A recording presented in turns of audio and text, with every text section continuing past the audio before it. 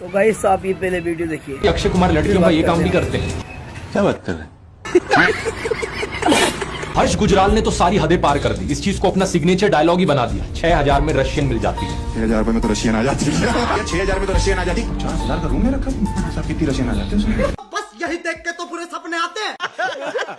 इन सब लोगों के चलते देखते ही देखते सोशल मीडिया पर इतने सारे कॉमेडी वीडियोस हो गए जिसमें 6000 रुपए में रशियन की बात कही गई। बेशर्मो शर्म करो शर्म। और इसकी वजह से रियल लाइफ इंपैक्ट क्या पड़ा ये देखिए। इंडियन यूट्यूबर मिथिलेश बैकपैकर अपनी पत्नी के साथ उदयपुर गए थे। उनकी पत्नी लीजा रशिया से, साथ में उनका बच्चा भी था। कुछ आदमी उन्हें फॉलो कर रहे थे और फिर पास आकर यही चीज कहते हैं, 6000 रुपए। क्या बात कर रहे हैं?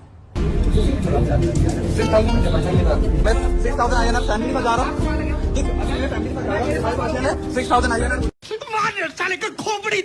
ये इकलौता ऐसा इंसिडेंट नहीं था। जरा ये देखिए, जहाँ कोई रशियन ब्लॉगर इंडियन लोगों के साथ बात करती है। मेरे पास एक सवाल है, आप रशियन लोगों के बारे में क्या सोचते हैं? रशियन 6000 रुपए।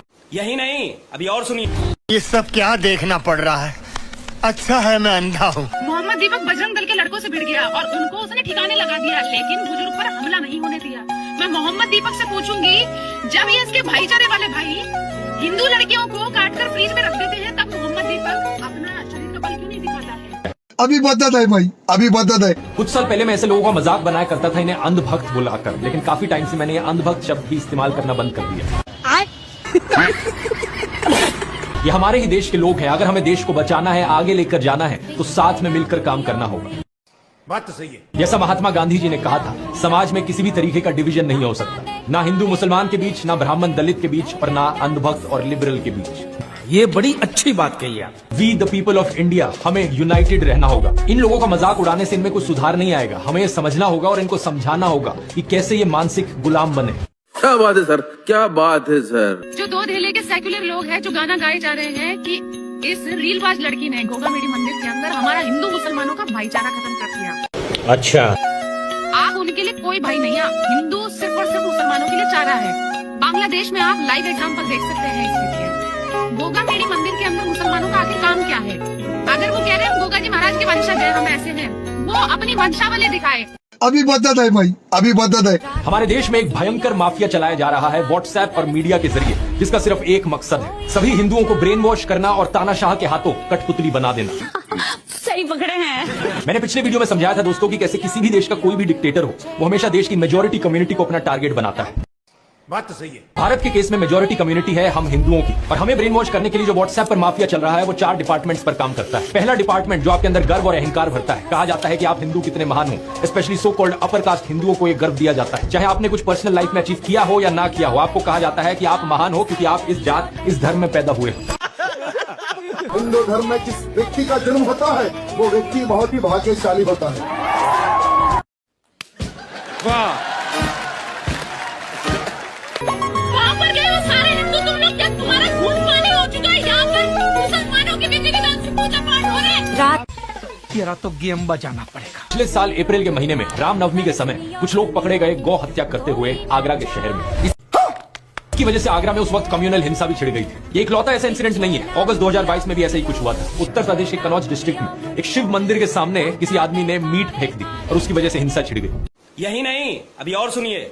ऐसा ही कुछ मई 2020 में भी हुआ था। कोयम्बटूर मंदिर के सामने किसी ने मीट फेंक दी। फरवरी 2024 उत्तर प्रदेश के मुरादाबाद में कुछ लोग गौ हत्या, काउस की स्लॉटरिंग करते हुए पकड़े गए। ये सारी खबरें सुनकर एक चीज आपके दिमाग में जरूर आएगी, आखिर ये कौन लोग हैं जो हिंदुओं की भावनाओं को ठेस पहुंचा रहे हैं और हिंदुओं को भड़काने की कोशिश कर रहे हैं?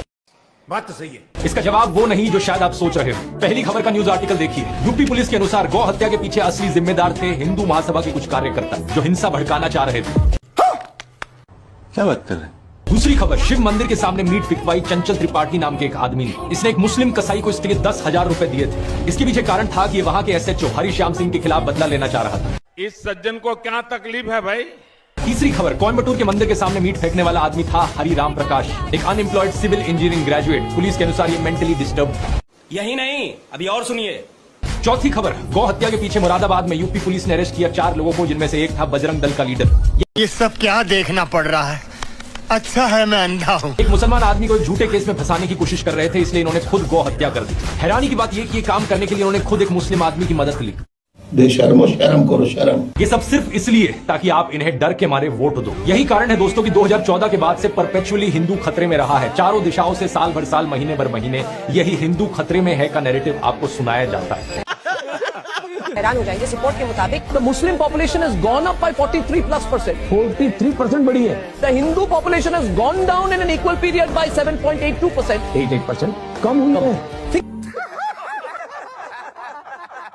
Think about this. It's crazy. एक साजिश चल रहा है, भारत को गजवाए हिंद करने का, इस्लामिक स्टेट बनाना चाहता है। अभी बदत है भाई, अभी बदत है। जबकि 2014 से पहले इसकी आपको कोई बात भी कहीं सुनने को नहीं मिलती थी। सिर्फ सत्ता पाने के लिए ये देश में हिंदू मुसलमानों को लड़वाने की बात करते हैं, देश को तोड़ने की बात करते हैं। ये बड़ी अच्छी बात कही आप। ये वही मोदी है जो पॉडकास्ट में कहते हैं आलोचना तो लोकतंत्र की आत्मा है। मैं आलोचना का स्वागत करता हूँ। आइए देखते हैं, मजा आएगा। आलोचना के साथ आपका कैसा रिश्ता है, कैसे आप आलोचना से निपटते हैं? तो अगर मुझे एक वाक्य में कहना है तो मैं उसका स्वागत करता हूँ। अच्छा, और मैं मानता हूँ कि क्रिटिसिज्म होना चाहिए, और ज्यादा होना चाहिए, और बहुत तीखा क्रिटिसिज्म होना चाहिए। वाह। कभी अक्षय कुमार को कहते हैं कि मुझ पर जो मीम बनते हैं मुझे उनकी क्रिएटिविटी पसंद है, लेकिन फिर कभी एक कार्टून से डर जाते हैं तो कभी सिर्फ मोदी हटाओ देश बचाओ के पोस्टर से। ऐसे देश नहीं चल सकता। हम सब लोगों को ये बात समझनी होगी कि ये नेता लोग देश के मैनेजर हैं, कोई राजा नहीं।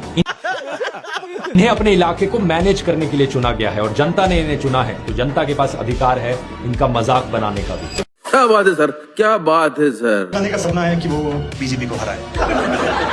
वो बीजेपी को हरा सकता है, सिर्फ एक तरीका है, उसे खुद बीजेपी ज्वाइन करनी पड़ेगी। इस गुंडागर्दी से लड़ने का एक तरीका है ऐसे मजाक को नॉर्मलाइज करना समाज में। इसलिए मैं कहूंगा, जाओ सभी पार्टियों के नेताओं का खूब मजाक उड़ाओ। चाहे पैरोडी सॉन्ग बनाओ या सटायर करो, कार्टून बनाओ या मीम्स बनाओ।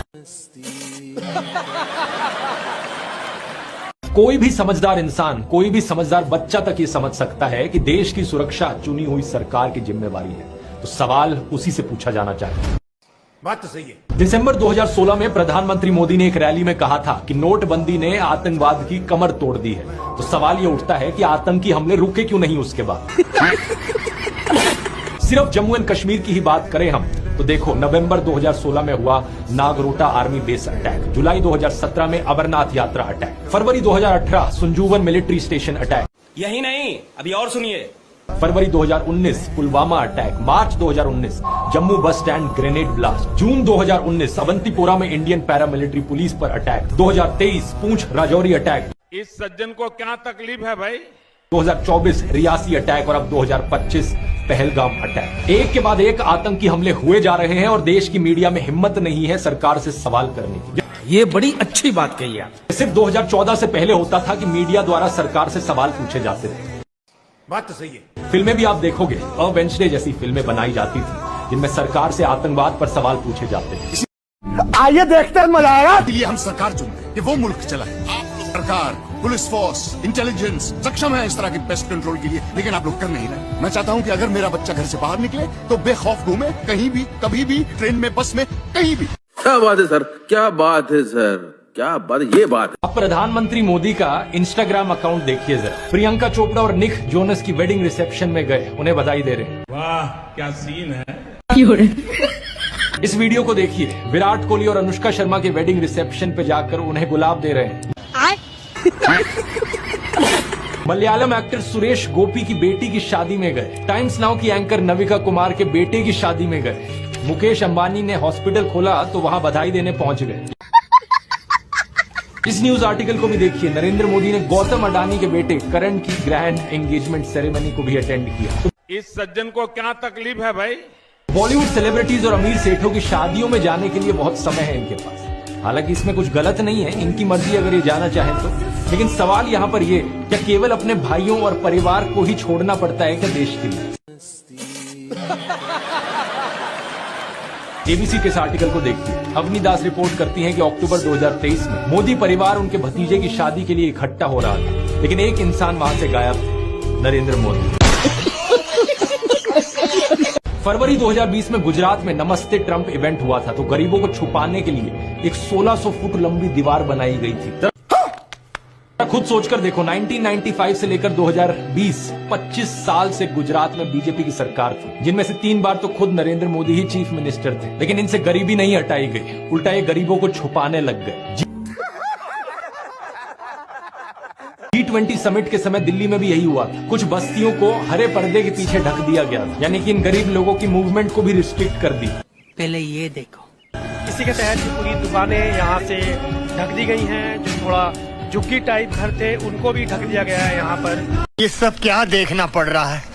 अच्छा है मैं अंधा हूँ। सोचिए कि ये कितना डीह्यूमनाइजिंग है। कोई आपसे कहे कि तुम अच्छे नहीं लग रहे, तुम तो एक दाग धब्बा हो। वो गोरे सेठ आ रहे हैं हमारे देश में घूमने, तुम्हें एक पर्दे के पीछे छुपा दिया जाए। कैसा लगेगा आपको ये सुनकर? उन गरीबों की सोचो, उन्हें कैसा लगा हो। ये बड़ी अच्छी बात कही आप। क्या कहते हैं कि यहाँ जाओ, उस गरीब को तो भगा सकते हो, उस अमीर को भगा के देखो ना। तो इन सब चीजों के चलते नरेंद्र मोदी की ये जो गरीब परिवार वाली ब्रांडिंग थी, अब ये लगभग खत्म हो चुकी है। क्या बात है सर, क्या बात है सर। हमारे सारे टीवी न्यूज चैनल्स या तो बेरोजगारी की बात करेंगे ही नहीं, और अगर करेंगे तो पूरा खून पसीना बहा देंगे सरकार की इमेज बचाने में।